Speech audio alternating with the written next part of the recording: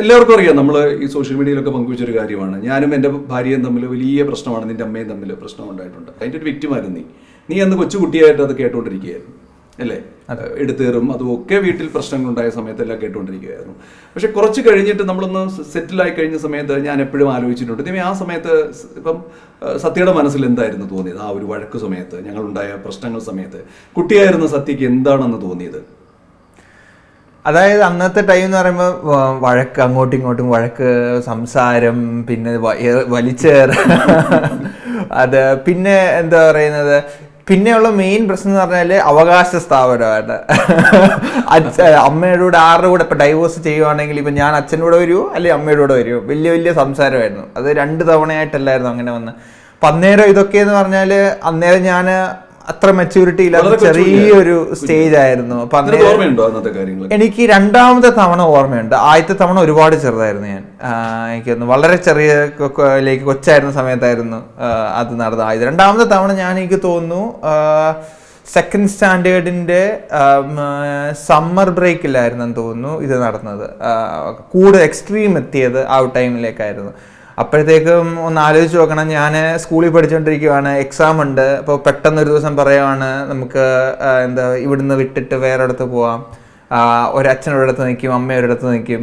സ്കൂളിൻ്റെ ഒന്ന് അവസ്ഥ ആലോചിച്ച് നോക്കണം. ഞാൻ ഏറ്റവും കൂടുതൽ സന്തോഷമായിട്ടിരുന്നത് നമ്മുടെ ഫാമിലിയുടെ കൂടെയായിരുന്നല്ലോ. കളിച്ചും അച്ഛനോട് സംസാരിച്ചും അമ്മയോട് സംസാരിച്ചും. പെട്ടെന്നൊരു ദിവസം പറയുവാണ് 2 പേരും സ്പ്ലിറ്റായി പോവാന്ന് പറഞ്ഞാൽ ഞാനങ്ങ് എന്ത് ചെയ്യും? ഇതുപോലെ തന്നെ ആയിരിക്കുമോ അങ്ങോട്ട്? അതോ ഞാനിങ്ങി അച്ഛനെ കാണാൻ വേണ്ടി വീണ്ടും അപ്പോയിൻമെൻറ്റ്, ഡോക്ടറെ എടുക്കുന്ന പോലെ അപ്പോയിൻമെൻറ്റ് എടുക്കണം, അമ്മയെ കാണാൻ വേണ്ടി വേറെ. അപ്പം അത്രയും ഒരു ഭയങ്കര പ്രശ്നമായിരുന്നു ആ സമയത്ത് എനിക്ക് തോന്നിയത്.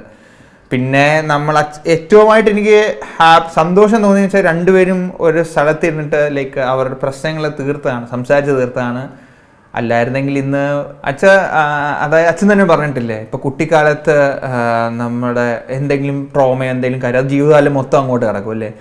പിന്നെ ഇപ്പോഴും ഈ ഒരു പോയിന്റിൽ ഞാൻ നേരത്തെ പറഞ്ഞ പോലെ തന്നെ ചെറുതായിട്ട് വഴക്കുണ്ടാക്കിയ പോലും അതേ ആ ഒരു എക്സ്പീരിയൻസ് എനിക്ക് തിരിച്ച് വരും. അപ്പം അത് അന്നത് ഉണ്ടായില്ലായിരുന്നെങ്കിൽ എന്ന് ഞാൻ ആഗ്രഹിച്ചു പോയായിരുന്നു ചില പോയിന്റുകളിൽ. പക്ഷെ ഇപ്പം നമ്മളതൊക്കെ സെറ്റിൽ ചെയ്ത് സോർട്ട് ചെയ്തിട്ട് നമ്മുടെ ചെറിയൊരു റൂഫിൻ്റെ അണ്ടറിൽ ഹാപ്പി ആയിട്ട് ജീവിക്കുന്നത് കൊണ്ട് ഹാപ്പി. പക്ഷെ അത് ഇരുന്ന് സംസാരിച്ച് തീർക്കാനുള്ള ആ ഒരു മനസ്സച്ഛനും അമ്മയും കാണിച്ചത് ഈ പേടിക്കും അപ്പുറത്തായിട്ട് ഷീൽഡായിട്ട് ഇത് വർക്ക് ചെയ്ത്. കാരണം എൻ്റെ ഫ്യൂച്ചറിലും ഇനിയൊരു ഇതുപോലെ പ്രശ്നങ്ങൾ എന്തായാലും ഉണ്ടാവും. ലൈക്ക് ദാമ്പത്തിക ജീവിതത്തിൽ മാരേജ് ടൈമിൽ ഹസ്ബൻഡ് വൈഫ് എന്താണെങ്കിലും പ്രശ്നങ്ങളുണ്ട്. കാരണം അവർ 2 പേരും ഡിഫറെൻറ്റ് എന്താ പറയുന്നത്. അച്ഛനാണെങ്കിൽ ഒരു വില്ലേജ് ഗ്രാമപ്രദേശം എന്ന് വന്നു, അമ്മയാണെങ്കിൽ ടൗണിൽ നിന്ന് വന്നു. ഭയങ്കര ക്ലാഷ് ആയിരുന്നു അല്ലേ. ആ ക്ലാഷിൽ ഞാൻ ആ സമയത്ത് കൊച്ചതായതുകൊണ്ട് എനിക്കത് കാണേണ്ടി വന്നു. പക്ഷേ ആ ക്ലാഷ് ഉണ്ടായാലും അപ്പുറമായിട്ട് നിങ്ങൾ 2 പേരും തമ്മിൽ അത് സോർട്ട് ചെയ്തതും കൂടെ ഞാൻ കണ്ടിട്ടുണ്ട്.